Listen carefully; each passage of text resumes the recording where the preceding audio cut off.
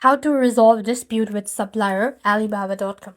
To resolve a dispute with a supplier on Alibaba, you must first attempt to negotiate directly. So if negotiation fails, you can use a trade assurance system to escalate the issue for mediations. This process is most effective if you pay through Alibaba's secure platform, as it provides a buyer's protection as well.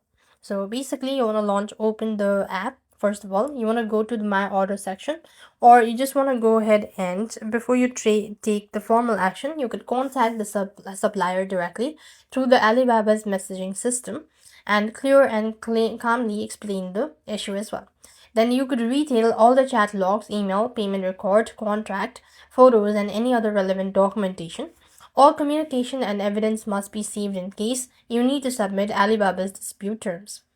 Now, if that doesn't work, you could also verify trade assurance eligibility. You could check if your order was covered by trade assurance, a service that protects buyer against shipping and quality related issue as well. So basically what you need is, for that case, you want to log in and then you want to go ahead and click on the My Orders from the profile section.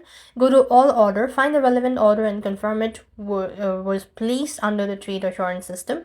You have to note the deadline for opening a dispute, which is typically 30 or 60 days after delivery, depends on the agreement.